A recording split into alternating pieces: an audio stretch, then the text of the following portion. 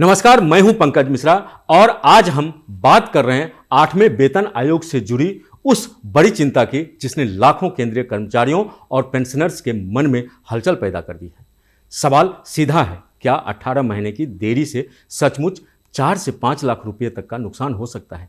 क्या डीए को बेसिक में मर्ज न करने से जेब पर भारी असर पड़ेगा और सरकार का रुख आखिर क्या है? आपने जो गणित सुना है वो आंकड़े सोशल मीडिया पर घूम रहे हैं। आज हम उसी का पूरा विश्लेषण करेंगे, आसान भाषा में, साफ शब्दों में, बिना किसी भ्रम के। हर 10 साल में केंद्र सरकार का वेतन गठन करती है ताकि कर्मचारियों की सैलरी महंगाई और जीवन स्तर के अनुरूप तय हो सके।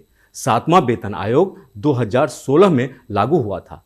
अब 2026 से नया वेतन आयोग का ढांचा लागू होने की उम्मीद है। बीते साल सरकार ने 8वें वेतन आयोग के गठन की घोषणा की। नवंबर में प्रक्रिया आगे बढ़ी। फरवरी 2026 में आयोग की वेबसाइट शुरू हुई और 18 अहम सवालों पर केंद्रीय कर्मचारियों से सुझाव मांगे गए। यानी प्रक्रिया चल रही है, उम्मीदें भी हैं, लेकिन सबसे बड़ा सवाल है लागू कब होगा? अगर रिपोर्ट 2026 में ही आती है लेकिन लागू 2027 या 28 में होता है तो बीच के महीनों के अरियर का क्या होगा? मिलेगा या नहीं? लेकिन क्या सभी भत्तों का पूरा लाभ मिलेगा? यहीं से चिंता शुरू होती है। पिछली बार भी सिफारिशें प्रभावी तारीख से बाद लागू हुई थी। इस बार भी देरी की आशंका को लेकर चिंताएं तेज है। डीए मर्जर की मांग क्यों बनी मुख्य मुद्दा? महंगाई भत्ता यानी डीए अभी बेसिक सैलरी से अलग घटक है। यह महंगाई दर के आधार पर साल में 2 बार बढ़ता है। इस समय डीए 50% के ऊपर पहुंच चुका है और आगे बढ़ सकता है। कर्मचारी संगठनों का तर्क है कि जब डीए 50% पार कर जाता है तो उसे बेसिक सैलरी में जोड़ देना चाहिए। इससे नई बेसिक मजबूत होती है और एचआरए, टीए जैसे भत्तों की गणना भी बढ़ी हुई बेसिक सैलरी पर होती है। लेकिन संसद में वित्त राज्य मंत्री पंकज चौधरी ने साफ कहा कि फिलहाल डीए को बेसिक में मर्ज करने का कोई प्रस्ताव विचाराधीन नहीं है। सरकार का कहना है कि डीए अलग घटक है और इसे बेसिक में जोड़ने से अस्थायी वित्तीय बोझ बढ़ जाएगा। लाखों कर्मचारियों और पेंशनर्स की संख्या को देखते हुए कुल वेतन बिल में भारी वृद्धि होगी। लेकिन सरकारी संगठनों की चिंता अलग है। उनका कहना है कि अगर डीए मर्ज नहीं हुआ और आयोग लागू होने में देरी हुई तो एचआरए और टीए में बड़ा आर्थिक अंतर पैदा होगा जिससे अरियर नहीं मिलेगा। यही असली मुद्दा है। और अब बात करते हैं उस गणित की जिसने 5 लाख रुपए की नुकसान की चर्चा को हवा दे दी है। मान लीजिए किसी कर्मचारी की बेसिक सैलरी 8,800 रुपये है, डीए 60% यानी 48,880 रुपये, कुल वेतन 1,29,280 रुपये। एचआरए अगर 30% है तो 24,240 रुपये। अगर अब 8वां वेतन आयोग में फिटमेंट फैक्टर 2.5 ही तय होता है तो नई बेसिक सैलरी करीब 2,02,000 रुपये तक बन सकती है। लेकिन नए ढांचे में डीए कम होकर 25% के आसपास आ सकता है और एचआरए की दर 30% से घटकर 24% हो सकती है। ऐसे में एचआरए 48,480 रुपये यानी पुराने एचआर में लगभग 2,400 रुपये का अंतर। अगर यह अंतर 18 महीने तक अरियर में नहीं मिला तो करीब 4,36,000 रुपये का फर्क। इसमें टीए का अंतर जोड़ दें, मान लें 3,000 रुपये महीना तो 18 महीने में करीब 54,000 रुपये। कुल मिलाकर लगभग 4,90,000 रुपये तक का अंतर।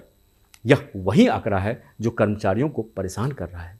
हालांकि हर पे लेवल पर यह अलग अलग लागू होता है, लेकिन मिड लेवल कर्मचारियों में यह अनुमान चर्चा में है। अगर डीए मर्ज हो जाए तो क्या बदलेगा?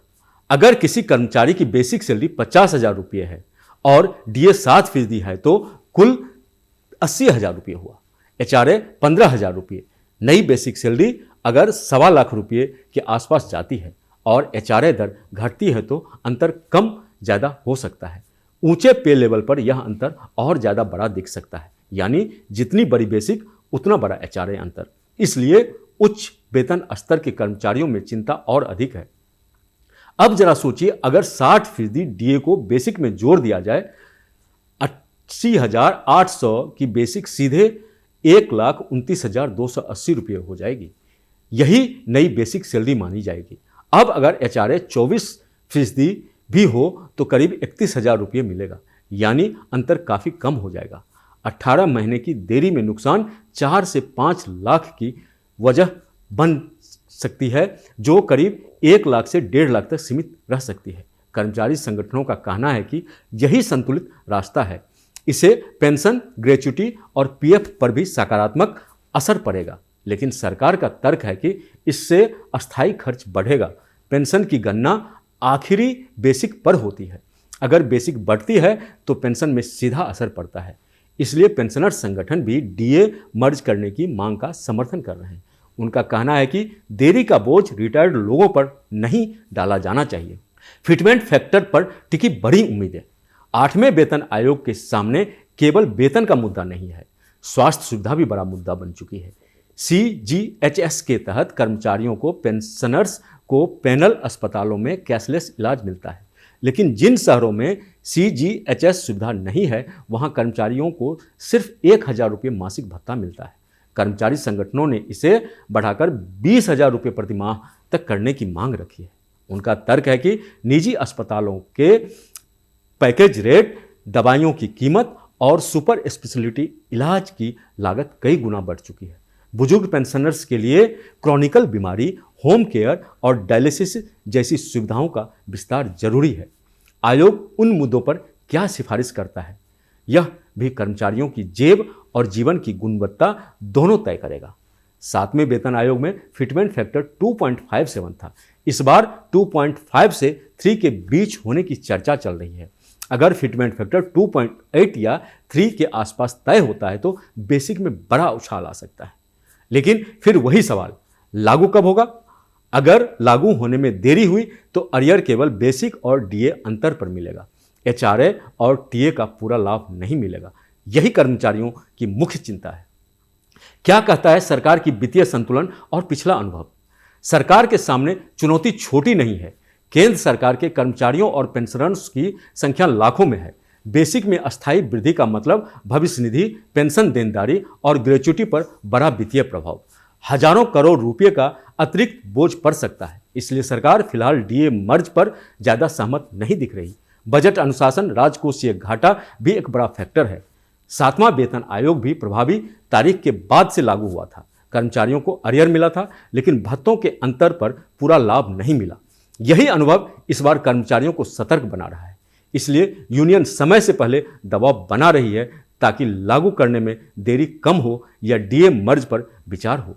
अभी प्रक्रिया जारी है, सुझाव मांगे जा रहे हैं। रिपोर्ट तैयार होगी, कैबिनेट मंजूरी देगी, उसके बाद लागू होगा। असली सवाल टाइमलाइन का है। अगर 1 जनवरी 2036 से प्रभावी मानकर 2027 में लागू किया गया तो 12 से 18 महीने का गैप बनेगा। यही आर्थिक अंतर कर्मचारियों के लिए निर्णायक होगा।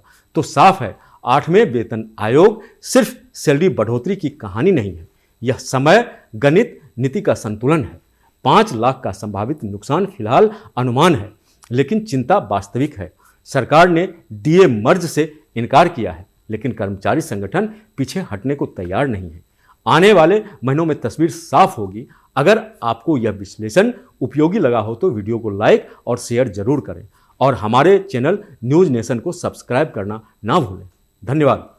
आपके मोबाइल पर तुरंत आएगी ब्रेकिंग न्यूज। स्क्रीन पर सबसे पहले दिखेगी बड़ी खबर। देश दुनिया की हर खबर एक जगह। अब आपके मोबाइल पर तुरंत फटाफट इंस्टॉल कीजिए न्यूज नेशन ऐप और रखिए खुद को अपडेट।